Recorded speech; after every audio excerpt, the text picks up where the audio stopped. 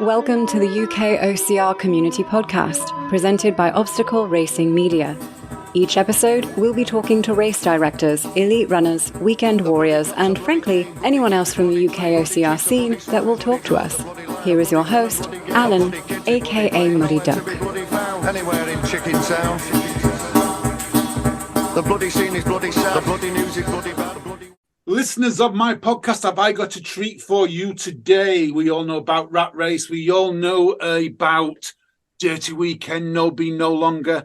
But I have got someone who's still involved with this. But before we talk about that, let's introduce him and talk a little bit about himself. Darren Grigas, welcome to the UKOCR podcast. How are you? Good, thank you. Thanks for having me on to have a chat. It's a pleasure. When I heard about you and what you are doing with Forest Facility, we'll mention its name, but we'll come to it later. I was like so excited. I was like, so I love Dirty Weekend. It was one of my favourite events that happened down there. The obstacles were absolutely fantastic. Got to admit, I always wanted to be in that first wave or that second wave. Hated the queues, but yeah, I loved the obstacles. Is the Rat Race in Dirty Weekend how you got into OCR? It's one of the first ones that I got into, oddly, even though it was the biggest, but like biggest in the world, wasn't it? 20 miles and 200 obstacles. Yeah. I think initially I did some little ones. There's some ones down this way, insane terrain, and little baby ones that were kind of just a few kilometers. And and then went up to that. And obviously it's a bit of a big piece to take on. So it took a while to get up to that. But then once it's on my doorstep, it's only sort of 20 miles from home. So once I'd done it, it was always there, and it seemed rude not to get back on it each year. Were you being a bit of an ultra runner as well? And I'm going to come to that in a second. Did you actually just run to the race and then do the Dirty Weekend and run home? Was that the ultimate experience for you? I didn't, not with that event, but I have done it for some others. Actually, the same location one year. I was training for would have been marathon. No, I think I was training for a big Mongol 100, a big 100-mile race event, and I ran from here to Stamford Burghley Estate, where Dirty Weekend takes place, because it started snowing, and I was due to go and run across a 100-mile frozen lake in Mongolia, and it snowed, which is rare around this way. So I went, right, I best get out, and I ran sort of about 18 miles to Stamford. And as I got there, I just could hear all this noise in the background, like over a tannoy, and thought, I'll go and see what that is. It was on the grounds of Burghley Estate. And as I ran along, I saw what turned out to be 900 Santa Claus getting ready for Stamford's Santa Run, which is like a 5K, and everyone's in this Father Christmas outfit. And I'd run 18 miles, and I ran up and went, hello, is it too late to join? And I luckily had a £5 in my pocket and my run vest, and they let me, for a discounted rate, get a Santa suit. So then I did the 5K with everyone else in my Santa suit, hat and beard, and all in the snow. So it looked amazing. And then when I was done, I went, right, I'm off then, and ran back home again. And that was my favourite bit, because it was just gone from 900 Santas to just one Santa running along in the snow, and people beeping their horns and waving. And I kept in character the whole way back, going, children, hello. It was awesome. Oh, that's got to be the best ever, that. Especially like in the snow, like you say, and that.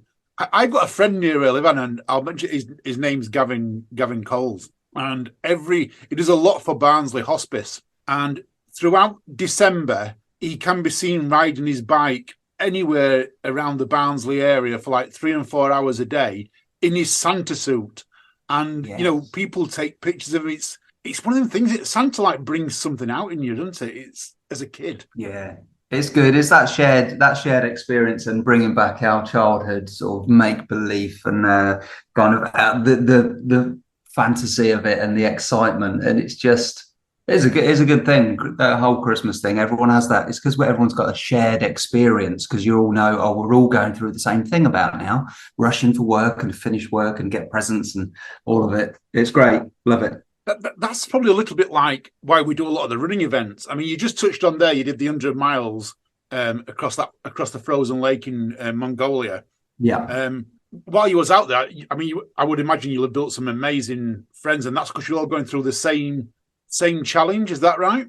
Oh yeah, 100%. And whether it be like the Rat Race Dirty weekend, which was great, and but then any event, and certainly the big immersive ones where you're leaving the UK or going to extreme parts of the world, you're then contained in this group. It's like I've done the Marathon des Sables and things like that, and you all just say you're across the Sahara for 6-7 days, and you're just, in my case, 8 guys in a tent.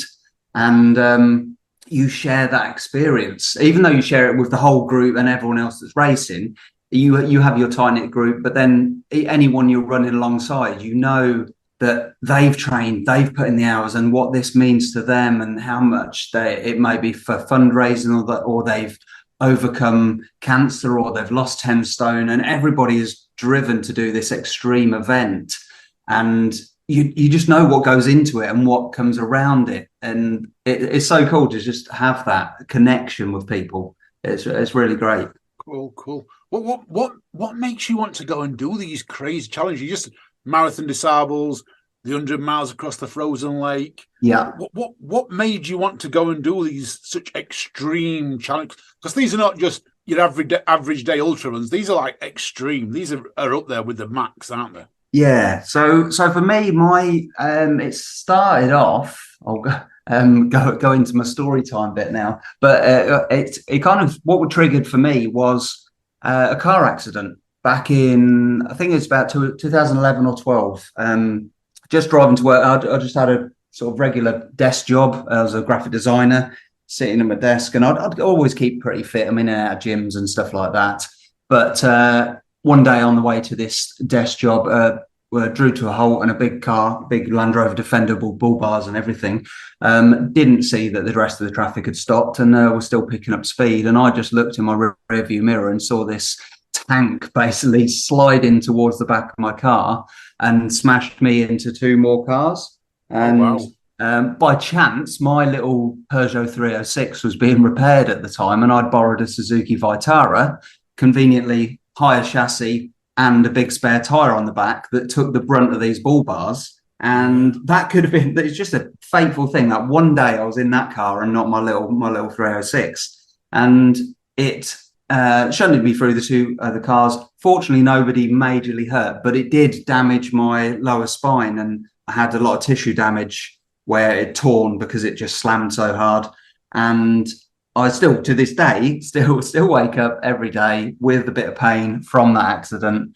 And it took about 12 months of kind of rehab, cortisone, acupuncture, trying anything and everything to sort of get back on good form and be able to sleep pain-free and things like that. And part of the rehabilitation for me was to stay active, because it was tissue damage. The longer I stayed still, that scar tissue and such would seize up.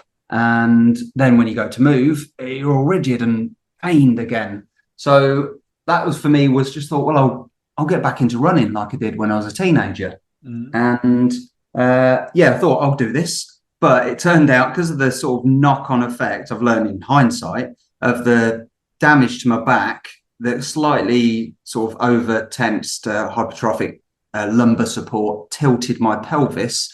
That had a knock-on effect down my leg and my IT band and my knee, and it's kind of like Pinocchio on the puppet on the string, where you twist it and everything gets mangled up. It has a knock-on effect. And I struggled to run a single mile without suddenly my knee agonizingly buckling beneath me. And which was very frustrating, because I felt fit enough, but I just had this issue. So I went through a series of sort of exercise, seeing anyone and everyone to overcome it. Tried orthotic insoles, physiotherapy, yoga, whatever it would take. And eventually got to the point where I got past that 1 mile barrier, and then went, right, cool, we'll keep going and we'll try and get 2. And eventually ran 2 miles and 3 miles. And as you know, if anyone who gets that running bug, once you get to a certain distance or a certain time or pace, then you just get hungry to go, right, how much further can I go? And I slowly built that up, and to doing a few little kind of fun 5K mud runs and things like that, to then doing my local half marathon. And after that, I hadn't even done like a single marathon. I think I did rat race. My biggest thing was rat race, man versus mountain, the 20 miles over Snowdon, up and over. I built up to that, and then I just looked and I wanted to think, well, what do I aim for next? And I thing was, as you'll be very familiar with, I see all these your Tough Mudders and your Spartans, and you're the very familiar picture of the topless bearded guy tenses his muscles and going, this is the toughest race. This is the toughest race. And I just looked and I thought, what is actually the toughest race? Can I find what's the toughest thing out there? Yeah. And for a long while, it had what had previously been dubbed as the toughest foot race on earth was the Marathon des Sables, which was, as you probably is like roughly six back-to-back marathons across the Sahara, self-sufficient, carrying your kit on your back. And I just thought, funnily enough, I've done a half marathon. I haven't done one, but how about I just dive in at the deep end and sign up for that? And then everything, if I get into it, everything else will be on the way. So I'll have to progress to that stage. And yeah, I sat poised at a laptop one day, registered, like pre-registered, and then when registration opened, tapped away frantically at my keyboard and got a place. And they get snapped up like Glastonbury tickets. So I was like, yes, I got a place. And then went, oh shit, I got a place. And suddenly went, no. Yeah. So that was a big turning point for me there. Committed to something ridiculous. Did you follow a training plan to go to it, or did you wing it? What was your whole plan? Or well, it started. I'd watched with Marathon Sub. I'd seen on the Discovery Channel. There was a program covering it with James Cracknell, the Olympic rower and Olympic sort of maniac.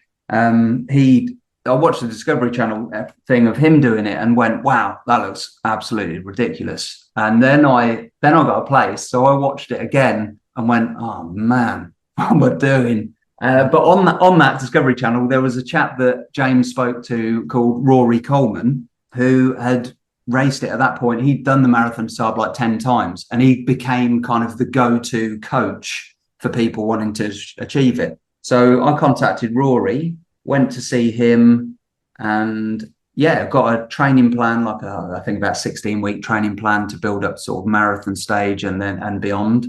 And sort of went to see him, ran my first marathon distance with Rory around Cardiff. And a good key thing, and I'd love to pass this bit on to so many people, is we set off, and I'd been running whatever I was, sort of 8-minute miles or something when I was training. And I went to run off, and then Rory's like, whoa, where are you going? We've got all day, mate. We've got all day. Slowing me down, like pulling on those reins. Yeah. And he broke it down into a sensible way of thinking, was that, so we were going out there to do, say, 6 back-to-back marathons, roughly. He said, if you were doing one marathon and broke it into 6, you wouldn't go and do your first 3 miles at your park run pace, would you? I'm like, no, fair point. He's like, so, okay, we're just doing one marathon. You got more to do the next day. That's what you're training for. So we kind of plodded on kind of a 5.5-hour marathon. Yeah. And the sort of amazing thing was finished. And we stood in his garden, he's like, hose your legs down, cool them down. And I felt great. The next day, didn't feel like I'd run just by slowing down that, whatever, 10, 15, 20% or something makes a staggering difference. So that was kind of a thing going, I might be able to do this after all. What was out there doing the Marathon des Sables for people who've not done it? Me included, I've not been and done it. It's not for me, I don't think. I don't like the sunburn. What was the hardest thing while you was out there? I guess I think I got lucky. A lot of people get their feet get absolutely in bits, blisters and things like that. I don't know whether I was lucky because genetically I just got neat feet that didn't. I got one little blister on one of my toes. That was it, the whole lot. Other people had the whole of the bottoms of their feet coming off, so I didn't envy those. Hardest part physically out there, I guess, on the long day was my close to difficult point. They do it in sort of the first 3 days are kind of 20 something miles, just short of a marathon. As I say, roughly 6 back-to-back marathons, but it was like 22-ish, 23 miles, days 1, 2, 3. Then day 4, that aptly named the long day, was 57 miles after you've had your warm-ups. And I did get, the hard part was I did get to the point where I was pushing, because you can do that in a oneer or like to push through, or some people will like bed down partway through at a checkpoint, get a few hours sleep, get up at sunrise and finish up. So you kind of get days 4 and 5 to complete that long day. Yeah. My thought was get it done. I've got day 5 to rest. But I kind of got to a proper wall of in pitch black. It was like 10 at night or whatever, but in the desert there's no light pollution, there's nothing, and all you can see is the circle of light from your head torch on the kind of 10 feet or so in front of you, and plodding along. And I just got to a point where I just had to drop to a knee because there was nothing left, and I've been shuffling along for whatever 12-13 hours or something, and I had to reach into my bag and thought, I've got to take a little bit of tomorrow's rations because I've got nothing left here. And it's a little bit scary then at the point, because you think, I'm sat here in the middle of nowhere in this pitch black desert, and it's just me, and I could just fall asleep here. What happens then? I was just thinking that myself. I was thinking zero light pollution. So that means it's dark. Black, yeah. You know, and you've got a head torch and you're in the middle of nowhere. Did you see other runners? Because I mean, there's not that many people actually do it, is there? If I remember rightly. No, well, you get I think the year I did it was about 1,300, but then over the course of a 57-mile day, they soon get spread out. So you could look right in the distance. It's funny because you like say how dark it is. There's no horizon, there's no sky meets ground. There's just black. You might as well be floating in space, sort of thing, apart from what you can see under your feet. But you look in the distance, everyone had one of those little cracked glow sticks hanging off their backpack. And then, so if I look ahead, I might see a little light bobbing along in the distance, and then turn around and you might see a couple of head torches, like they could be half a mile away. And that's your guide. And you just have to roughly follow where you're going, try and find the right way. Keeping an eye on at least one of those lights in the distance. Again, could be like quarter or half a mile away. But yeah, so a little bit of light. Fortunately, I dipped in. I don't know. I got a handful of Skittles or something out of my pack from the next day's rations. Picked it up, and then odd thing happened actually at the end of that stage, where I'd been shuffling along at whatever slow. You can't run across a desert unless you're one of those tiny little Moroccan dudes, and they just skip like Peter Pan sort of thing. But you fast march most of it a lot of the time, and then you might run a slow run, because at the end of the day you're on hot dry sand and sand dunes, so it's not a massive portion of it can be runnable, but then because it's been going so slow, the weird bit was I just tried to pick up my pace, because I came onto a flatter area, still sand where you sink in a couple of inches, but then pick up my pace, and suddenly I felt like I had fresh legs. I started running I had a good bit, and I was running sort of 8.5 minute miles for a little bit, but using my legs in a way that I hadn't used them all day, because I've been shuffling along slowly with this short gait. Suddenly I opened out, and it was touching bits of my muscles and stuff that were all fresh. And I was like, how's this work? Been going for like half a day. But yeah, so that was just that unnerving bit when you run out of fuel, because you're on absolute calorie deficit from day one, because the only food and things you've got and fuel is what's in your backpack. If you want more food, you carry more weight. So it's a fine balance. Did you lose a lot of weight? You know, talking about the calorie deficit, did you lose a lot of weight while you was out there? Yeah, I mean, I normally I hang around on like about 12.5 stone now. I've tended to be one of those, probably annoying for some people, who've just been like 12.5 stone since I was about 18. In training, I'd got to, I think I was about just under 12 stone by the time I cut down, because obviously training, I'd been running about 80 miles a week or something, and 2 or 3 gym sessions and stuff. I took part in this marathon study, or marathon dressage study, where we went into university, I think it's East Anglia, and they took measurements in search of us, and weight and calipers and everything. And even that DEXA scan, where they scan your whole body, density and bone and muscle and everything. It was really cool. And so I got really accurate results, and I'd shown that the fascinating thing was just in the space of, they measured us just before and just after the event, in the space of like the 10 days from when they took my details before and after, my body, I'd lost about half a stone. Was it? No, it was about 7 kilos, I think, in fact. So yeah, pretty much a stone. But the interesting bit was it showed this DEXA scan that we did again. I'd lost, I think it was like 2 kilos off my torso, but gained about 600 grams per leg. And I thought that was amazing, that just in that short space of time, how my body and anyone's body was able to adapt and say, you don't need that there, you need it here. And it reallocated based on what I was doing. And I thought that was amazing.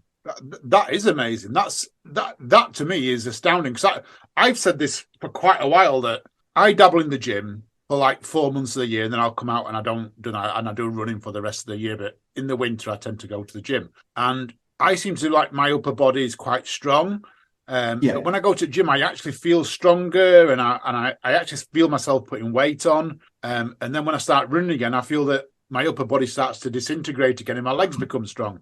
So I've been saying this for actually years, but that actually proves it in such a short space of time. Yeah, 7 days, you've gone from moving weight from one part of your body, or your body naturally moves it to another part where you need it.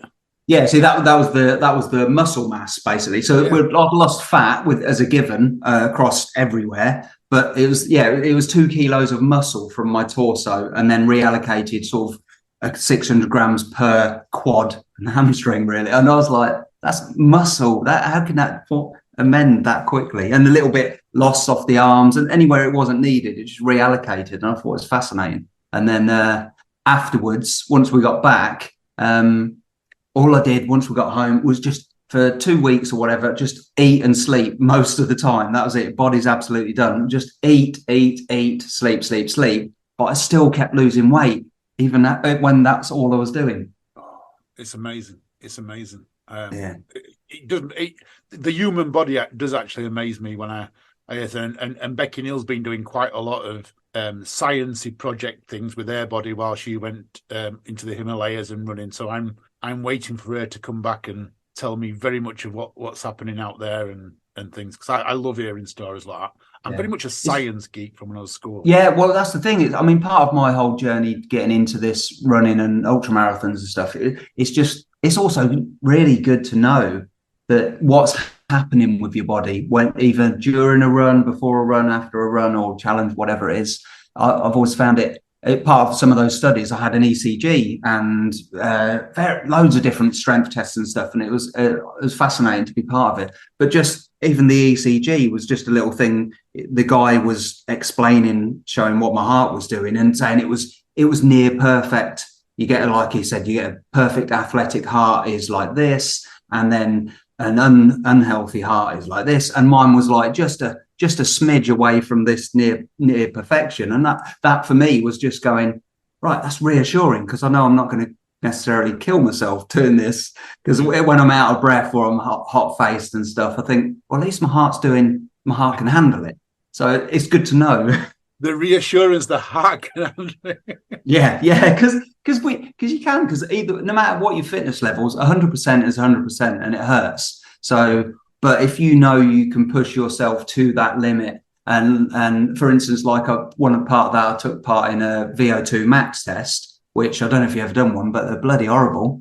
But still, the stats are great, and that they had got me to a point. It was on the treadmill, and you're rigged up on a harness. So the ideal is that you run until you physically collapse. That's why you have the harness holding you up.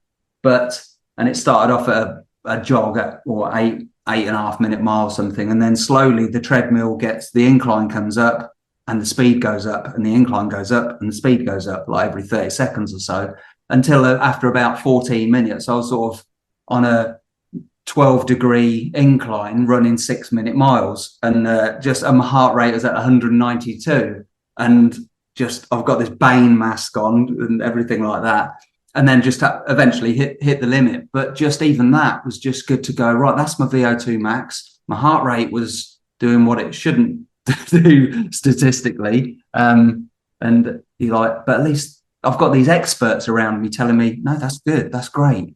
So it kind of helped explain why I was able to kind of do fairly well in all these ultras and things like that. And it's like I say, reassuring, especially when you creep into your 40s and then slowly towards another big decade. You've got a long way to catch me, Darren. Yeah. You just touched on earlier on about Man v Mountain. I was going to come on to a little bit of rat race in a bit, but let's go Man v Mountain first before we go to Dirty Weekend, because I'm doing Man v Mountain this year, the first ever time. It's always been on the list of I'm going to do it, brilliant. I'm going to do it. It's the last year this year. I need tips. I'm going out. I've booked it and everything else. What's the best tip you can give me for Man v Mountain? Where do you're Barnsley? Is it hilly around that way? Yes, yeah. I'm on the Peak District. So I do a lot of fell running. So people who know me know I do a lot of fell running. Love going up the hills, going up the and catch as much. I go up to the Lake District quite a bit.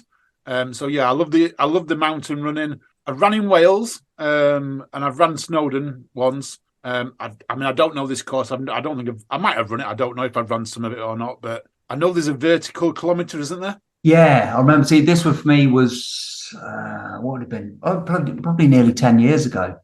So trying to remember it. And right. But yeah, so I guess you probably don't need telling about hills and stuff as much as me. I live over in Peterborough, and it's like you might as well be on your school hall floor.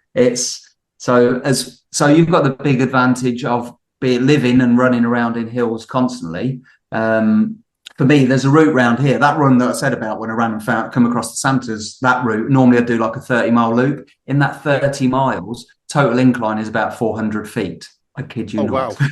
I do that when I leave my house. I know. A hill around here. Into the street, I'm at that. Yeah, a drop curb I count as a hill. That's it. Yeah. But so it's just, I guess it's the hills. You've got a lot of up. So it's pretty much half and half, isn't it, from what I recall? And so just lots of up, and obviously don't underestimate what the weather might be like the top of Snowdon, because that's what I remember going up it, and I had to borrow some painkillers, and I had my gloves off. I think I underestimated it and didn't take gloves. I don't know if it was that one or what, but my fingers had gone numb, or I didn't take thick enough gloves, because it just turned out to be weather at the bottom was lovely, at the top was cloudy, diagonal hail and all sorts, and it just turns in an instant when you get to the top of Snowdon. It can, or you get lucky and it's beautiful and clear and sunny, but don't underestimate that you might have lovely weather at the top. And even though you might be running up and over, it don't take long, as you know, just to get really cold and horrible and hating life, questioning your life choices. As my listeners know, I've been in a couple of incidents before. One of my friends was airlifted off a hill very close to where I live after he twisted an ankle in the snow and that. So I am planning. So my plan is, and anyone who wants to know, is I am taking my Montaigne Gecko 15-litre backpack. I am going to have my emergency kit in, so I'm going to take spare trousers, spare running trousers, spare running waterproof top, and as well as a bit of nutrition and that. And I will be packing I've got people are going to think I'm sponsored by Montaigne, but I've got a Montaigne duffel jacket that folds right down to the size of a tennis ball. And that will be in there as well, just in case it does turn at the top, because... Yeah, so a little bit of weight. It's just always a case of things like that. It's just better, I always say, it's better to have it and not need it than need it and not have it. Yeah. And I'm at that point as well. Yeah, that vertical kilometre, I think from what I recall, that was about 1 mile 18. So by which point you've been up and over Snowdon, and then you're coming down, and then suddenly you've got this almighty climb, and that's a light race within the race, isn't it? They have a chip timer at the top, the bottom and top of it, and by which point both my quads, I remember, were just cramping up. I was in bits, and I was like, there was no way I was racing that. I was just doing well to get up there at that stage. But again, I'm a flatlander. I was nicknamed Flatlander I did a race across Scotland, the Cape Wrath Ultra, and that's 11,000 metres of ascent and 250 miles over 8 days. So my nickname was Flatlander on that event, because I was like, hills? What hills? Yeah. So yeah, just you'll be more ready. I can't imagine you'll be better ready for it than me. And if you've got the hills to run around, I used to have to train. I'd go into a treadmill, into the gym, and go on a stairmaster for ages and ages because I'd get more in that than trying to find it. I'd have to drive for an hour from here to find some decent hills. Talking about Wales and that, Darren, tell me about the Dragon's Tail, this running, biking, hiking event that you do. This absolutely looks amazing. I've looked on your website for anyone who wants to know. It's darrengrigas.com, and it's your own blog website, which is great for us who are podcasting, by the way, because it gives an insight into you. But tell me about the Dragon's Tail, because this looks pretty cool. Yeah, it is. It is pretty cool. I love it. I love doing it. It started off. It kind of evolved. Initially, I had a few people off the back of me, say, doing Marathon des Sables and other things. Then you get people approach you for, oh, can you? I want to sign up. I want to do a desert marathon, or I want to do this. Could you do me a training plan? And I ended up helping a few people get ready for their events. And then I went, actually, what would be ideal is if I can take you somewhere, because you can try and explain how to get ready for it. But an ultimate thing really is, let's get you running on some bloody big sand dunes. And funnily enough, this is a bit I got from Rory Coleman when I went to see him in Cardiff. Down in South Wales, there's a place called Merthyr Mawr, and there is the second biggest sand dune in Europe, in South Wales of all places. Wow. And yeah, so I thought, well, let's sort something. I had 2 or 3 people that were training and wanted to do a desert marathon, and I think one was considering Marathon des Sables as well. So I went, let's go down here and go there, because it's not just the biggest sand dune, but also then it goes on, there's like lots of a few miles of like sandy trails, and it leads out to a beach. So I went, let's go down there, then you can do it firsthand. And then went, oh, while we're down there, let's make a 2-day of it, and then we'll go up to the Brecon Beacons as well. So trying to find things that we can make a weekend of it, that all not only about running on sand, but helped people sort of learn to build up their endurance of doing, say, back-to-back marathons over hills or sand or whatever. So and then it evolved a bit more, and then, oh, whilst we're here, let's try this, and just ended up making, basically, it's a weekend that gives you some experience in different sort of hills, sand dunes, and we go around Avon Valley and do some mountain biking as well. And there's some absolutely stunning trails around there. So I've ended up evolving just through demand and what I wanted to deliver as well. I take a group of, say, about 8 people, got this, get our accommodation sorted, and we go out for 3 days. First, day 1, we go for a bit of mountain biking up on these beautiful trails and some proper hills. We are getting up some serious climbs, where it's touch and go as to who can manage to keep pedaling and who has to get off and push the bike. But then when you get up there, the views are incredible. We come down off that, then we go over to the sand dunes and head up that. And the Big Dipper, which is this massive dune, is just ridiculous. It's like the Welsh rugby teams and stuff go and do their training there. And it's for people that live around there, it's a great thing. And I get people, it's getting that mindset for if someone wants to take on a desert marathon, especially. But other than if you're not going to go and run across the desert, just the whole weekend improves sort of mental resilience and mental strength and self-belief. That's what I want to aim at, because you can't make anyone physically fitter over a sort of 3 days, but you can prepare them mentally. And I'm trying to share everything I've learned about myself and through other people, and how tough and resilient we are, and then technique and stuff like that to be most efficient, trying to pack it all into the shortest little space I can. So we get on these sand dunes, head up and over these sand dunes, and push the group around and around at their leisure. But also you have a mixed group, a little spin on it. If you've got a mixed ability group, I go out there with a 20 kilogram Bergen and go, right, this stays with the group, doesn't touch the ground. And so the bigger, stronger ones take it to start with, and then they pass it around a little bit. So it's a bit of a leveler. So, and then ends up everyone ends up taking it. Like, still had little Amy, who's like 5'1", and she was like, right, I'm having it. Get that on my back. And she's still slogging on. And actually, the group motivates each other, because the bigger, stronger, athletic guys are going, well, if she's still going, I'm bloody still going. get that pack back on my back.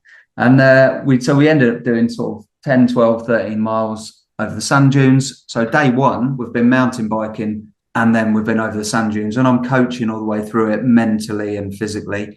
And then we go back to our digs, and I'm a big believer of, I know that there's elite athletes out there that you eat your chicken and broccoli and you go to bed, you don't drink, and if you want to get a podium finish, then yeah, that's cool, and you want to get your personal bests on whatever distance you're doing. A big thing for me was just learning to go slow down a bit and enjoy it a bit more.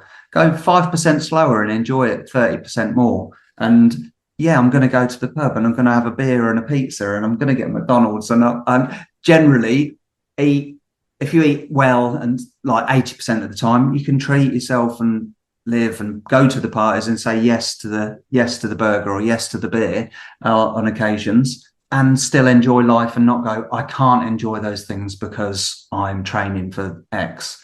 Admittedly, I did that for that whole Marathon des Sables thing, and I didn't drink, and I was that person, and it paid off. But it got me to a level and went, right, that's quite demanding, quite taxing to do that. And I'd now rather let people go, yeah, you can have the bit of cake. So we have that day one, then we go for dinner. We took them out for dinner at this little Welsh mining town, and it's so cool because we walked in. It cracked me up. It happens nearly every year. Where walked in, and it was like the saloon door kind of thing where it just went. They're all chit chat and chat, and then these strangers walked in, and it all went quiet. And it was so funny. And one year we walked in, and there's all these big Welsh ladies having a fag outside, and genuinely we walked past. Me and two of the guys walked past and heard one of them go, "Oh, fresh meat."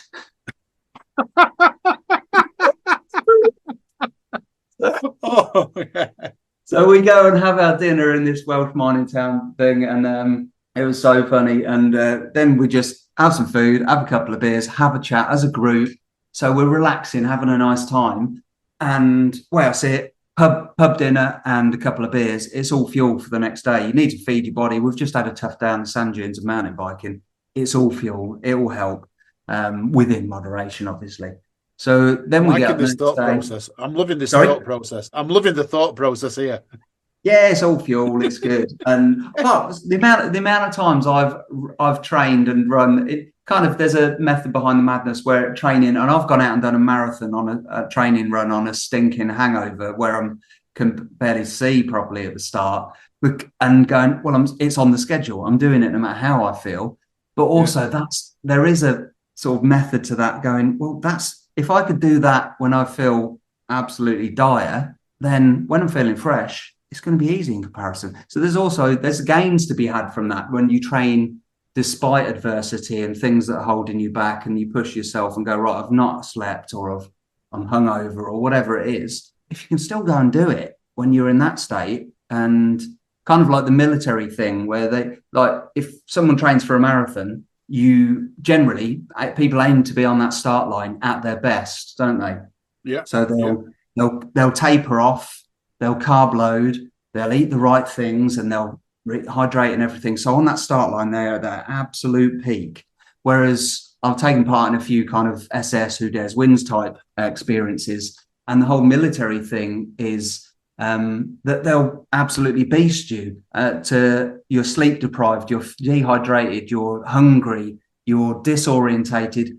Then you go and run a marathon with this backpack and one hand tied behind your back and blindfolded or whatever. So their sort of kind of ethos is more trained to perform at your best when you feel at your worst, and that's the extreme to that marathon being on that start line. And I've kind of taken a bit of that in my training over the years and just gone, well, if I can do it at my worst, then when you turn up and you're at your best, it's going to feel so much easier. So there is a little bit of meaning, a sort of method to that madness of taking everyone in for a couple of beers and the thing, because then the next day I have had it where the groups have got carried away and had a few too many drinks, but we still get up the next day and we go to the Brecon Beacons and we do the SAS selection spot where you go up Pen y Fan. And so we do some laps up and down that, and some of them are bloody hungover first thing, but then they've still got up like slogged up that 2-mile climb, some of them with the 20-kilo Bergen on. And imagine the mental gains that you take from that, going, I felt like crap in the morning, but I put that pack on and I climbed that mountain and I did that and I still did it faster than such and such, or the target that I'd set. And there's kind of all these little things that are in there in the weekend that I try to sort of get in there. And then we have a bit of a more leisurely day, the third day, off to the Gower coast, which is more of a leisurely hike and a bit of a run. And if we time it right, we can get out to this little island, this peninsula that is only accessible for a few hours of the day before the sea comes in. So we've got to get out and back before we get trapped on it. So in all, it's like, I love delivering it. And every time I've seen the group that have come on there, that different ones, they're kind of start off perhaps being a bit apprehensive, going, well, I was thinking, I thought I might want to do a marathon, or I might want to do a half marathon or this, and I just thought this might help. At the end of it, they're going, right, I'm doing a bloody Ironman, I'm doing an ultra marathon, I'm doing this. And it's so cool just to see, just in such a short space of time, not just from me and what I'm delivering, but also the vibe and the bounce and the energy within the group that egg each other on and encourage each other. And every time everyone goes off to push themselves further, and it's great to see that self-belief and that confidence, and that happens over just 3 days. And even every time on the second and the third day, they push themselves, even though physically they're tired out because they've been doing this hard work. But by the day 3, they're pushing themselves further and harder and pushing their limits. And that's the aim of these kind of weekend, I can't really call it a retreat because it's bloody awful for a lot of the time, but it's that and a few others I do. It's just to get that self-belief and that confidence and that mental resilience to a level where they can go off and go, right, I'm doing this now. And one of the guys came to me initially, he'd only run 8 miles. 5 months later, I trained him up to do, what did he do? He did Race to the Wreck, Namibia, rat race one across the desert. And then he went on the following year and did the 250k race across Iceland. And it's so nice to be, obviously he's done the hard work and he had a PT back where he lived, but he came to me with a training plan. He came on the Wales weekend.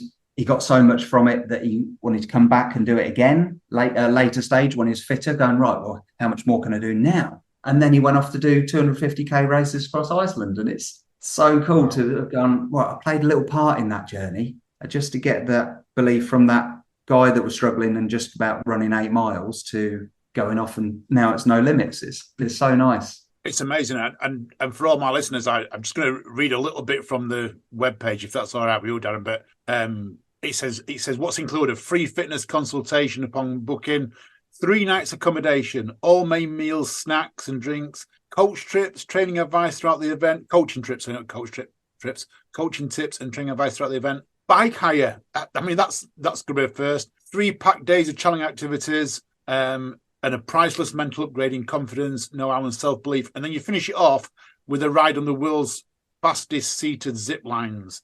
Oh yeah, threw in the last time we threw. I went. It's just round the corner. We've got to throw it in, and it just meant I just had to add a little bit of extra onto the cost for it. But yeah, the Zip World, and it's ridiculous. And what a way to finish! Just the cost 900. The cost, Darren, 600 quid. I don't know your business plan, mate, but that's a bargain. Yeah, that really is a bargain. I had one of the guys, Grant, who come on it, and he does all sorts in business, and he says, you should be charging £1,000 for this, and it'll still be a bargain. I was like, yeah, I just like delivering it though. It's nice. I don't want to take the piss. No, listeners, if you want this, you get on this quick, because it should be a lot more than £600. You need to book. You need to go on that. You just mentioned there a little bit about things, and we were talking about Rat Race earlier on, and I'm going to move on to Rat Race now. How did you get involved with Rat Race? What is, because I know you've done a recce run for them, the Panama run, haven't you? How did you get involved with Rat Race in general? I always try and get how this went. I think I got on their radar effectively I'd done. Let me try and get this right. So I'd done the Rat Race 30 weekend. First time I ever did it. I think I was probably on decent form, and I ran round and finished pretty well on the first single one. And then the following year is when the year I did Marathon des Sables, 2015. I just got back from the desert, like end of April, whenever that finished, or last week in April. And then 2 weeks or so later was Rat Race Dirty Weekend. And I think I'd done a bit of a media thing of some sort through a chap, Alex, who worked for Rat Race at the time. So I had a connection, and he said they're doing a double mucker. And it's the first year that they were doing the double mucker, where you go around Dirty Weekend 2 laps. I remember that, yeah. Yeah, so I went, well, I might as well do that, because if I've done this, I've been doing this training, running 80 miles a week or whatever, and I'm back from the Sahara, I should be pretty good for it. And I got back, so it's going back on what I said earlier, got back from the desert, finished Marathon des Sables, just did pretty much eat and sleep for 2 weeks. Had a couple of like 5-mile runs, and then turned up at Dirty Weekend, wave 1, and did a double mucker. We're off the back of sort of resting for 2 weeks and a couple of 5-mile runs, and hoofed it round. I think my first lap was like 4 hours, something like that, just 4 hours. But then my second lap, it evolved in later years, where everyone would get a double mucker vest, and all the marshals and everyone would go, double mucker coming through, and the crowds and queues would part like the Red Sea, and the double muckers get to queue jump. But this first year, we didn't have that. We didn't have vests. We were just sort of some idiot saying, do you mind if I cut through? I'm doing my second lap. And everyone's like, what? What are you on about? Yeah, there's a guy chasing me down. Can I keep ahead of him, please? So did the double mucker, and so a bit of queuing, but still kind of muscled my way through a little bit, trying to explain my way to the front, and I ended up finishing second fastest finisher on the double. And so then in the evening, they called up everyone for the medals and everything. They have the after pie, which was always amazing, and called me up on stage. And then that was kind of the connection, because I was there with Jim getting my medal and everything like that. And we kept in touch. And then I think it must have been he had some concepts. We opened up some communication basically. And then he had some ideas about these bucket list events that they've been growing and growing and growing, which is just incredible. And can't remember how. I'm guessing they might have approached me, just said, look, I've got these things coming along. We need some test pilots, as we're going to call them, guinea pigs. And we've got some ideas. And the first one must have been the Mongol 100, I think. And it fell into place for me, because it just when you finish something like Marathon des Sables, you've just run what had been dubbed the toughest foot race on earth. So the common thing, 2 questions you get from everyone that you see when you're getting your shopping or wherever you go: have you recovered yet? What's next? How are you going to beat that? And so everyone always wants to go, what's next? What's next? What's next? So I was like, hold on, I've just run that across in 50-degree heat. This sounds great. And went out, agreed to go out with Jim and do the extreme. And so it was a 100-mile frozen lake in outer Mongolia. And as a test pilots, we went out there you're on a recce to kind of see, can this be done? And then work out what works, what doesn't. So you kind of get the rough end of the stick, because you get the less refined product. But the beauty of it is, generally with these, it's a world first. And that for me was very exciting, to think, this has never been done before. Can we do it? And if you do, you're the first person to do it. And that's pretty exciting, sort of uncharted territory sort of thing. So yeah, we went out. That's like a world record. That's like a Guinness World Record. Being the first person to do something it's like a Guinness World Record. No one can ever take that away from you. No, and it's really cool. So we went out in a small group, Mongolia, and there was about 8 of us, something like that, and we had a few like Mongolian crew, and it was so cool. And I went off, and I was of the group that was doing it. I kind of went off as lead runner effectively, because I wanted to not go all out, but put in a decent pace, so we'd have a rough idea as an event as to how quickly the quickest ones might come through. So I kind of went off, and realistically, when you're running on ice and you've got little spikes in your shoes, it's not far cry from just running on tarmac. So I kind of ran a sort of 4-hour marathon pace, and did it. This 100 miles was over 3 days on the recce, and since refining it. And we went out in January, which was the depths of winter. So we got on the ice one morning, and they said the temperature is minus 47.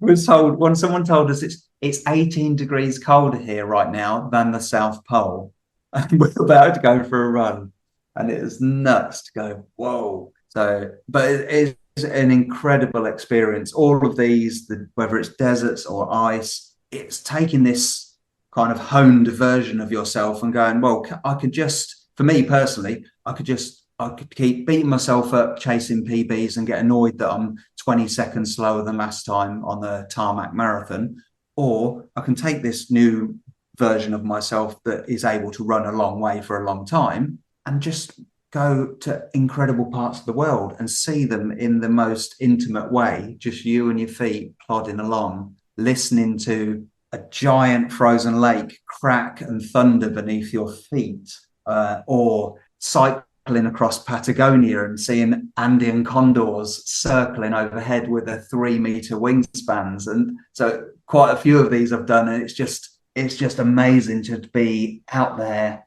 out of touch, no emails, no phone, no texts, and just you, mountains, ice, deserts, whatever it is. It's so cool just to go, well, this is an absolute gift to go there. How better could I utilize this version of me with these legs that will take me all day long to some bloody amazing places? And I get all that. That, you know, like I say, it's a first. You know, it's people may have been there before, but not done what you've done before. That's crazy. So what you're doing the recce runs, and then Rat Race Dirty Weekend, 2022. You do the triple mucker. Is that 2020? Yes, the triple mucker. Yeah, it was last year, wasn't it? Yeah, which was their last ever event. Yeah, and at that event, now I was invited down because I was come down. There's going to be numbers on the obstacles, and there's going to be a bit of a sale afterwards, type of thing. Some of the obstacles went. Some, we know where some of them gone. Nuclear Racers bought a couple and that, and so did a few other races. Yeah. But there's lots left at Burghley House, and there was lots left. Yeah. Did you step in before, or did you speak to Rat Race? How did it come about that you launched the Forest facility, which is a lot of Rat Race's Dirty Weekend?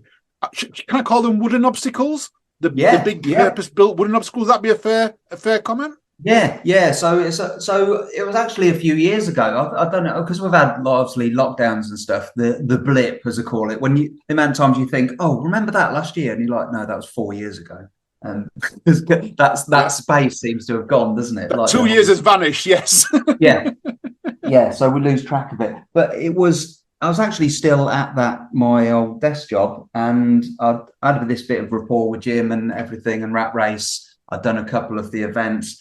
And I reached out to him and went for a walk around in the forest over there, where a lot of the obstacles are permanent structures in the grounds of Burghley Estate, out in the woods. There's Ewok Village, Logatron, the agricultural bit, the underground containers where you go down the tubes and in and out, and the TARDIS and phone box. A lot of them just there all year round. Yeah. And I just basically put it to Jim, just said, it's a shame for these to only get used one day a year when there's such a great stash of things here, of opportunity. And so we had a walk and a talk, and Jim put it to Burghley and about, could we perhaps do something that's some kind of corporate events or something here? And initially it was a no. I think it's just whoever was at the helm at Burghley, or politics, or what was going on with there. And then we had, of course, lockdowns and such, so nothing happened. There was no Rat Race Dirty Weekend for a couple of years, and everything just sat there. And then we finally got the go-ahead, and with kind of rearranging who was calling the shots at Burghley. And one of the guys, in fact, James, was one of the guys that ran the triple mucker with me. So safe to say we connected, like we said about earlier, that me and him and a couple of his mates, there's just 4 of us snuck off at 3 a.m. to do our first lap. And we were running around for like 15 hours to get our triple mucker done. And he's the one that kind of gave us the go-ahead and to sort of create what is now going to be launched as the Forest facility. Wow. I didn't go in 2022. I went in 2020. was it? No, Joe. 2019 was the last time I went to Dirty Weekend. Yeah. Now, I remember the Ewok village and the forest area and that, and I thought back then it looked a little tired. And I'm not being polite when I say that. It was fine, it was safe, but it looked tired. Have you done a lot of work on tidying that up and making it, I guess, more appealing to the eye, shall we say, or is it still looking that raw, natural look that it looks like it's been there for quite a while, even though it is safe? And I want to stress that part. Yeah, it was safe, it was absolutely fine, but it just looks like it needs a little bit of TLC on it. Yeah, so aesthetically, yeah, all the wooden structures, aside from obviously we clean them up so that you can't slip and stuff, they live in the woods year in, year out. And say Ewok Village, massive structure, and like generally they're built out of telegraph poles, so they're immense. And they've been in the woods and they've weathered, and they get tested every year, where they basically kind of drill a little hole into select bits and just take a sample out like you would a cheese sample sort of thing. And so everything's like professionally checked. These experts come over with this magic tool and check everything's good. Okay, each year several items are replaced and planks are replaced. Anything that looks like it's perished a bit too much gets replaced. But overall, say that Ewok village, which is massive, it's left and it has greened up a lot on the outside. Even the tractor tires that are part of that obstacle are all generally quite green around the outside. And I considered cleaning them up, and I'm like, no, I like it.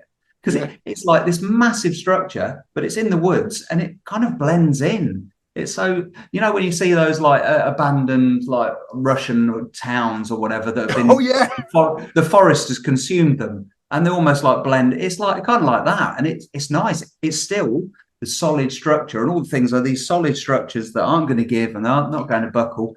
But they're not an eyesore. We're sharing like 70 acres or whatever of woodland, and it is a nature wood. I wander around there and I'm setting up, and if it's just me and I'm quiet, there's deer, there's buck, there's muntjac, there's pheasants, there's all sorts, protected birds and stuff that you just spot all sorts out there, and we're sharing it with them. And so it's quite nice to have it sort of blend in a little bit. It's a bit camouflage, but the bits that you have where you've actually got to climb and fall and stuff, that's the nice, clean, non-slip sort of bit.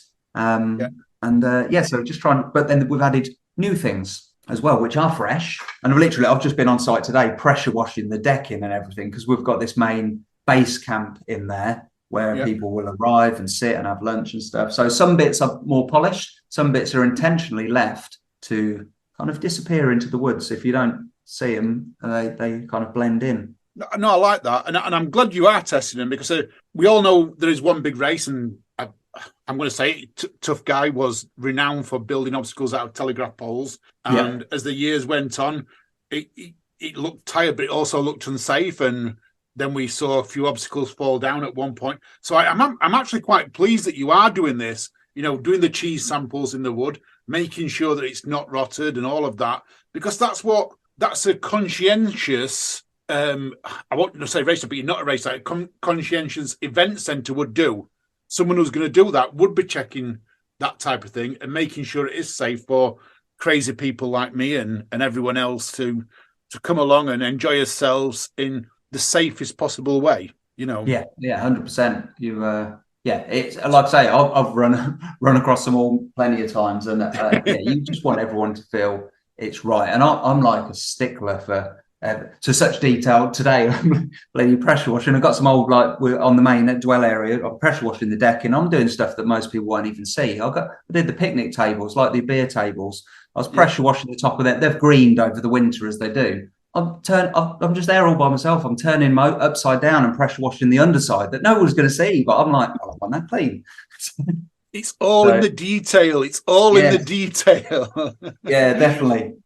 Excuse me. So you said just then you built some new things. What have you built that's new? Well, we've got, obviously the main draw that everyone's familiar with. So we've got Rat Race's Dirty Weekend, which admittedly was 20 miles and 200 obstacles. A lot of that course, there was quite a few stretches which was quite a bit of a run, and then there's a lot of obstacles condensed down. We've got that condensed bit. So we reckon probably about 50 obstacles, but over about a 2.5 mile course. which is wow. a nice distance because it's not easy, but it's not too far for people that just want a slightly more adventurous park run, shall we say. So It's a perfect distance. That's a great park run, isn't it? You know, it is a park run. Everyone does park run. That's a great distance. I like that. Yeah. Yeah, and there's some absolutely meaty obstacles. So the ones we've retained that people will be familiar with, say there's the agricultural bit where it's the hills, you're up and down, and you've got the wall of tyres, a couple of great big walls, and then across into the woods, got some A-frames, Logotron. So a lot of the wooden stuff, and there's tyres on chains that you're swinging from, and obviously the mighty Ewok village, which is just immense. I keep asking Joe, I'm like, does that count as one obstacle or is it like 25? Because it's one massive thing, isn't it? You go up and through it, then off, and then back through the other side. And we've kept they don't quite blend in, admittedly, as much as the woodwork, but the Ford Capri and the taxi and the caravan are quite iconic, and they've had to stay because they're so cool. Just funny because they're like such memory pieces. And you don't get many taxis in obstacle races these days. You don't get any taxis in obstacle. There was only I think it was Men's Health was the first time I ever encountered a car in any obstacle course race, and I was thinking, what is this about?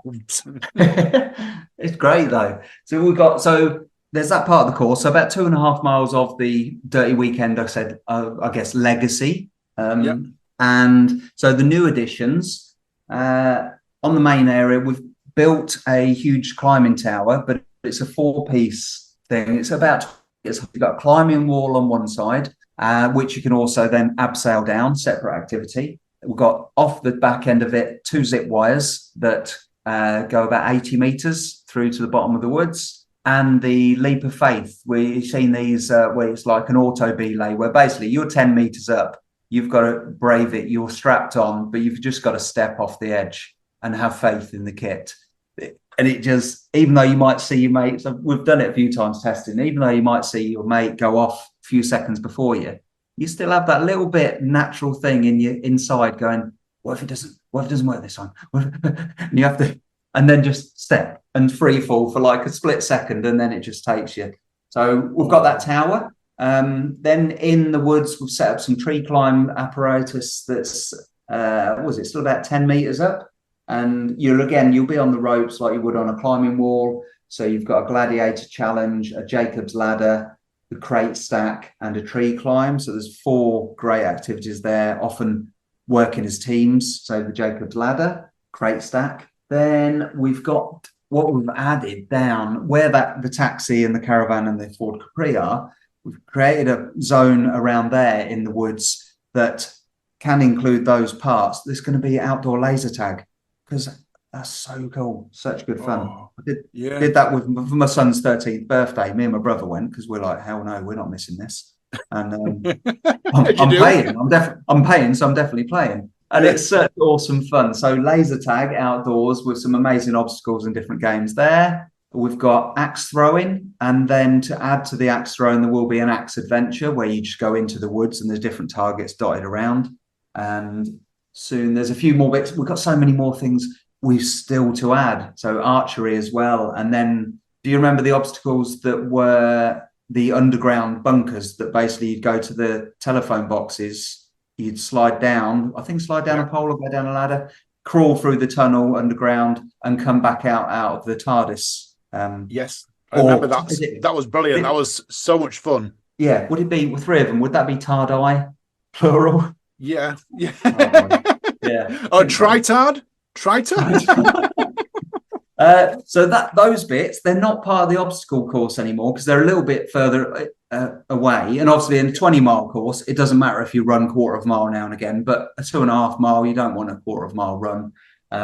Big gap. So they've been repurposed and designed and created and turned into underground escape rooms, which are pretty cool. And so we've got a bit of a narrative and a story behind there, but the gist of it will be, we'll send you down through that phone box or the TARDIS. You get down on a ladder, and then we take the ladder away, and you've got to puzzle your way around the room with torches and stuff, go a series of puzzles to ultimately release another ladder off to get yourself back out again. It's pretty cool. And that sounds absolutely amazing. I've got a friend who's well into these escape rooms. I'm going to tell him about this. I'm sure he will come down. He's actually, so my friend David, he's actually flown out to Poland today to do an escape room over in Poland tomorrow, where he gets locked in a coffin. That's how into these escape rooms he is.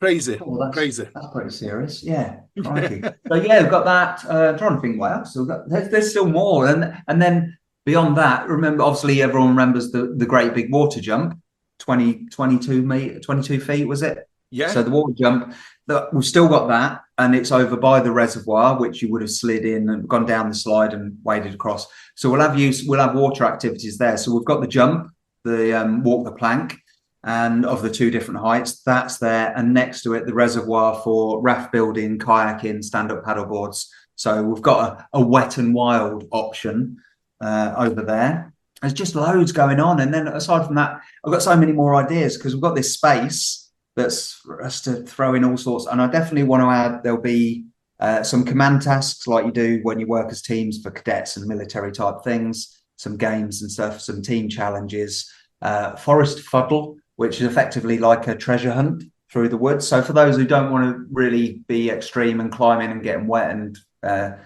sort of too extreme, you can just go off for a leisurely treasure hunt and bumble around, find some things in the woods, come back, prove that you've found everything. And and then I want to run a bushcraft experience. So there's things that can come in there. And I definitely want to get to the point where I'm going to run an SAS Who Dares Wins type experience, because we've got all these facilities, we've got all these bits, face your fears and stuff like that. So we've got everything that's needed in that area. Probably got 100 acres in all with the water, the forest and everything, that we can create an incredible experience there. So it's kind of a big blank leafy canvas to put. We've got loads already and loads more that is just I'm buzzing about. Right, Dan, I'm getting my credit card out now. You just mentioned SAS style event. Here's my money. Take it right here, right now, online. Sign me up for this. I want to this SAS style thing where, you know, it's a challenge me to the maximum. That is right up my street. I see a lot of our listeners into that type of thing. So please organise that ASAP. Yeah, I will. I mean, that's something. Of all the stuff that I've done with the ultras and everything, which are amazing and all of them very challenging in different ways. But one thing, I took part in one of these things, and it was called the Intrepid series. That I don't know if you come across it at all. It was like it could have been great, and well, it was great, but it didn't carry on. Unfortunately, it was a one-off. But basically, it was set up in the same setup basically as the series with Ant Middleton, the SAS Who Dares Wins. Ex-Special Forces guys got together, created a thing to challenge us civvies and give us absolute beastings. And I went across through that and I learned a lot, I think more about myself and my resilience on that event than any of the ultras and anything else, because I had these like hard-ass mean men just wanting to make us break. So it's not just you against the elements, it's you against some of these toughest guys and hardest trained people. And it was always interesting to see. I never joined the army or went anything like that, but it was an opportunity to go, well, what the hell I would have done and all of that. So that was a thing where when it started off with about 400 people in the first wave, and it was in teams of 2, so you had your buddy system, and about 400 started, and it started from the get-go. It was going to start at about 4 a.m. So me and Craig went, well, let's try and get ourselves to sleep quickly then, and get a bit of sleep in, because it's going to be horrible. And we sort of we were camping. We got into the tent about 9:30, and then they started playing trance music or something for the next like 3 hours, just so loud. And there's sort of like no sleep. And then it finally went quiet for a bit. And we're like, you kind of, we sleep half asleep and half out, and they're like almost close to tears. And then it's like, it almost went quiet. And you think, thank God for that. I'm going to finally get to sleep, and give it just long enough to think you're about to sleep. And then just loud over the tannoy or whatever, babies crying, screaming babies, and then wolves howling. And every time it left it long enough quiet for you to almost drift off and think it was over. And then the old ladies cackling, and then firecrackers going off, and the guys shouting, "Get out of the park!" Horrible. It was absolutely horrible. And that's before it even started. So by like, what was it, about 3:30 in the morning, finally we were to get up to start this event, all sleep deprived, like I touched on earlier about how they sort of make you perform at your best when you feel at your worst. Yeah. They got us in this, surrounded in this big muddy arena, and middle of the night or 4 a.m, and then all these guys, SAS guys or whatever, special forces, just circling around us, glaring and coming right up to your face, going, "Don't look at me." And if you look away, they don't look up. Look down. Don't look down. They're like in your face. And then one of them, they're walking around hosing with a hose pipe, hosing you down. While one guy then right at the start shouting, "Everyone shut up, stop talking." So he got real serious real quick. And then it was like, put your hands on your head. The first physical challenge was put your hands on your head and 300 jumping squats. Go. So you got about 400 of us in wet, sloppy mud trying to do jumping squats with your hands on your head. I got to about 55 or something, I'd count. My legs were on fire. I was absolutely thinking, I can't do much more of this. No way I'm going to get 300. Yeah. And he goes, "That's one." I was like, what? It's going to be like this. It was horrible. And then what followed was, on that first stage, there was about a 4-mile obstacle course out in the sticks, which was real, just rough and ready, like army style. Nothing, no bells and whistles or inflatables or anything, just wooden horrible structures. We did about 4 hours of just constant drills, and it doesn't matter how fit or strong you are, it takes very little time before you can't do another single push-up or you can't do another single squat, does it? If you just go and squat and again, and then you squat and your legs are on fire and you think, you can bet your legs are starting to shake, you don't know if you can do many more, and they said, "Right, now hold your partner like a baby and keep squatting." So you then carrying your mate and have to keep doing it. And then another push-up. And so it was just absolute torture. So you collapsing. And within the first 10 minutes, someone had been sick. And within a couple more minutes, someone had rung the bell. And there was a bell when you could quit at any time and leave the arena.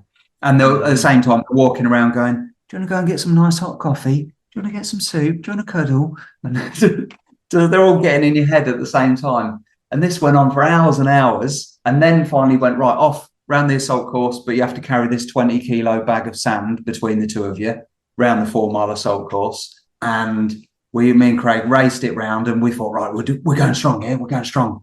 And they're also, before we go out on the assault course, they're also going, your feet, when you're jogging on the spot or whatever, your feet aren't high enough, get in the skip. And there's a skip full of cold water where you got to get in it, dunk under and crawl under and come out the other side. So they just kept picking people off to go in the skip. And knees aren't high enough, get in the skip. So there's me and Craig going, we're not going in the skip. And we're just jogging, getting nice high jogging and not looking weak. And they go, you look too fit, get in the skip. So they just got you. They'd get you any way they could. And the bell kept ringing, people kept quitting. And everyone's collapsing, everyone's spitting chunks, and then the 4-mile obstacle course, and then back to the arena. And me and Craig gave it everything, going, right, we're going to get back. Yeah, we're good.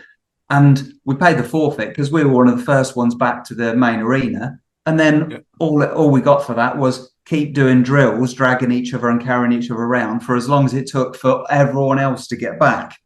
So we just got bonus drills for being quicker. And then we did several more hours of more drills, just like tedious stuff, just jogging on the spot with your hands above your head for 45 minutes with your feet weigh a kilo or two each because they're covered in mud. And this basically, and then finished with a second lap of the course. Quads have been on fire, and it ended up 14 hours this went on for. And we finally got back, and it was the top 20 teams of 2 would go through to the next stage, by which point nobody wanted to do all of this again. Me and Craig got back to the arena, and they went, "Well done, lads, you're 20th, you made it through." And we're like, "Oh, bollocks." So we just eat through. So there's 40 people out of 400 or so, and So then the next stage was like about a month later, and we thought, how are they going to make it worse? And we started at the foot of Snowdon. I'll try and do a shorter version because we've probably only got so long. But foot of Snowdon, same again, horrible mental torture. They're like laying the lake, and we're laying down the lake, freezing cold, 4 a.m. An hour of drills up and down the beach on the side of this lake. And then after an hour of beasting, so you're coughing your guts up, then put on your 55-pound backpack, your Bergen, and it's a race up to the top of Snowdon, down the other side, checkpoint, and then back up Snowdon and back again. Which by the time me and Craig got up and over and down the other side, we were both going, oh, I hope we've just timed out. I hope we've missed the cut-off point. And we got down to that checkpoint and went, well done, lads, you're in third. Keep going. So we had to go back. And in all, it was 20. We clocked 21 miles with those packs on, up and over Snowdon twice. And only 6 teams completed it in the time. So then we're down to 12. And then the third and fourth final stage was another month or so later up in Scotland, Cultibragan, in this old POW camp. And what came about then, you're not in teams of 2, it's just each for themselves. And they give us a briefing on first aid and stemming wounds and orienteering, because they said, look, we're sending you out, this is real out here, the stuff could go wrong. And what followed was in all about 36 hours of unknown, of like pretty much everything you see on the Channel 4 programme. They dropped us off at the start was, right, run this way, no food, no water, just said, run down this old track. It might be 100 metres, might be a mile. Just keep going until you see one of us. And we ran, and they set us off 30 seconds apart. We ran, and we ran, and we ran, and we're like, we missed them. It ended up 13 miles until we bumped into someone and went this way, and then made us cross this river. But before crossing the bridge over the river, stand up on the rail, across your chest, fall into the river, swim out again, carry on for 4 more miles until eventually 17 miles into this could be 100 metre, could be a mile run. We got to our backpack, our Bergens, which were 75-pound Bergens, and so an extra 5 stone. And that was the first time we got to have a drink and grab some food out of our stash, put some dry clothes on, and then put your bloody stew. I'm only 12 stones. That's an extra 5 stones a lot. But it's a lot for anyone. 50% of your body weight almost. Yeah, it's ridiculous. And then so they went, right, your next checkpoint is up on that mountain, that trig point on the top of that mountain there, 1,000-metre summit, 4 miles uphill with this pack on. Horrendous. And it was like baby steps, like fairy steps, just going, how do you do this? Just keep shuffling up. Got to the top, and then by which time it started to get dark, 6 miles down the other side, but into darkness, head torch on, following the map. Only 4 of us made it off that mountain in time, onto a minibus, in which point they put bags, like ear defenders, goggles, bag over the head. So you're blind and deaf, onto a minibus, ferried around for an hour or so and poked and tickled and stuff like that, taken out, put back on, loads of disorientating. And then after a bit of manoeuvring around, someone prompting you can't see or hear, but they're moving you around. Maybe I'm climbing a ladder, and then, right, where am I going? I'm walking down here, I feel like I'm walking on metal. And then they sat me down and tied my feet together. And then I could, just through the ear defenders, I heard a scream. And I was like, I reckon I know what's going on here. And they shuffled me along with my ankles tied together, turned me around. And then the first time in like 2 hours, this bag and goggles came off my head. And in front of me, I got Colin McLachlan, this ex-Special Forces guy, a camera and a light. And my heels, to the back of me, was a 140-foot drop into, I could hear the water below. And I'm tied up ready for a bungee jump. No. Yeah. So it'd been a long enough day. And so he just did a bit of a monologue to build the tension. And I'd already heard previous guy sort of squeal as he went off. But it's like in my head, I'm just thinking, well, you're going to go or you're not. And there's no point making a fuss about it. And so I just looked and he said, when you're ready, like you did off the bridge earlier, but I can assure you this is a lot higher than 20 feet. And just crossed my hands and fell backwards, putting faith, like mentally, I was trying to go, right, this is probably the safest bungee jump I could ever do, because there'll be bungee experts here and ex-Special Forces. They don't. It's bad reviews if people die on your course. Yeah. So I just went off and bounced and brought me back in. I did give a cheeky little, before not saying a thing, and unlike matey before me who gave a scream, I just looked over the camera, gave a little wink, and then fell backwards. It was quite. Yeah, that's an amazing story. But my researcher Ian had said to me, he's put my last question on here. He's put, ask Darren what his most memorable event was. I'm going to presume, I mean, unless you're going to tell me something completely different, that event was something to savour for the rest of your life. Yeah, well, it's hard to. I mean, it's like trying to choose a favourite child or something with because the things I've done are so different. I mean, that's the one where I learned a lot about my resilience. Because then after that, they went on to be a bit more, and we ended up finishing after stress positions, interrogation, and then eventually another kind of roughly 13-mile run to the finish. There was only 3 of us that finished the whole thing, and there was only 11 minutes between me and the guy that won it. And that's why that for me is why, from going from that start of like 400 people, and some of those were Royal Marines. There was, on that mountain in Snowdon, there were 2 massive meatheads behind us who were Royal Marines. But obviously for endurance and stuff, sometimes too much muscle and stuff is too much to fuel. So the 3 of us that completed a lot were kind of pretty unassuming regular Joes like me, sort of 12 stone, and you wouldn't sort of look twice, which is but for the whole experience, it was great for me, thinking, well, I without a doubt, I'm not the fittest or the strongest or the fastest or the youngest in that entire lineup, but the combination, the right mix of everything, and I think most importantly, the mental resilience was probably what got me to that stage to get through it. So that for me was just staggering to go, well, I went through all of that. None of that was nice. not one bit of it. But it's just constantly thinking this will end, and how deep you have to dig to get through when it's you against whatever's in your way, including other horrible people that are trying to crack you. So yeah, that part of that was great for me for what I've learned the most. A lot of other events that I've done each have their own magic, be it Panama, a lot of rat races events, like they're all incredible in their own right, but deserts, ice, jungle, mountains, everything has its own special sort of magic memory about it, and it's hard to kind of go, that was the best one, or that they've all got something, and they all stick keepers that you can dig back into special events within the event a lot of the time. Amazing. Darren, we could talk for hours. I can tell you're a speaker because you've got some amazing stories. I could really chat for hours. Unfortunately, my listeners are about to finish their run now. They're saying, Alan, you've gone a little bit longer than we have planned.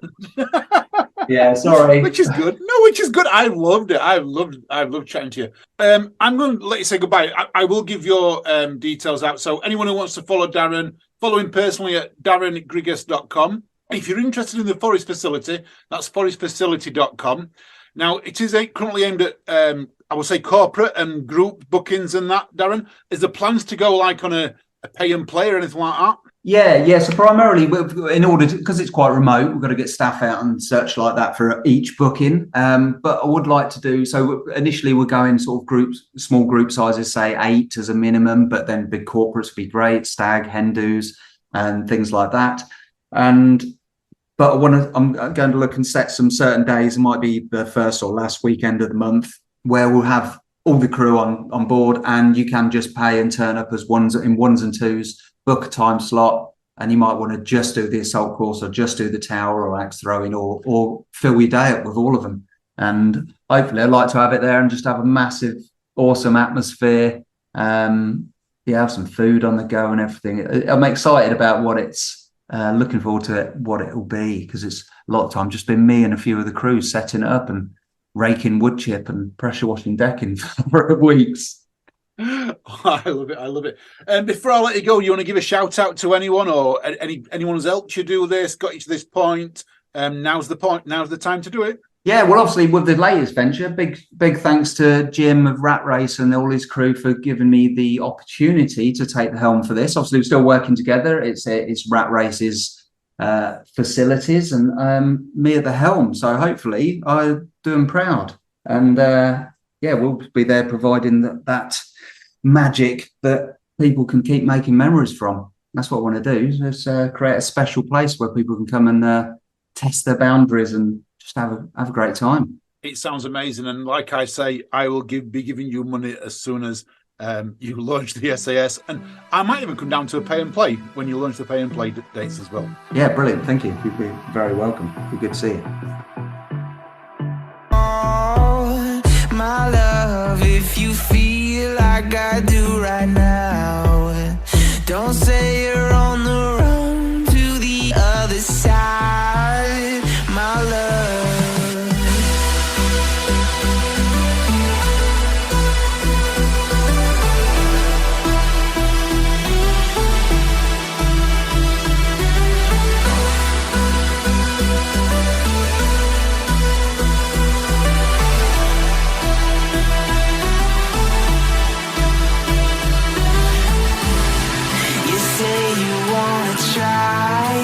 But you never do.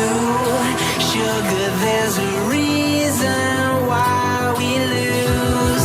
You say you wanna cry, but you never do.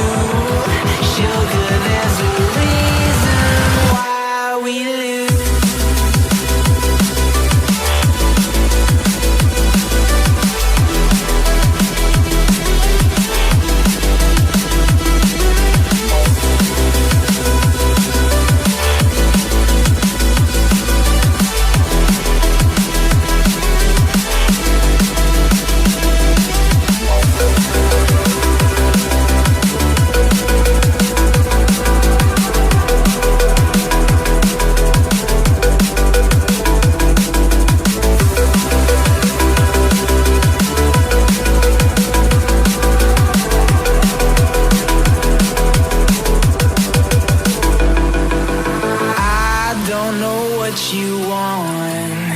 Let's have a bit of fun till I downfall. My love, if you feel like I do right now, don't say you're on the run to the other side, my love. You say you wanna try, but you never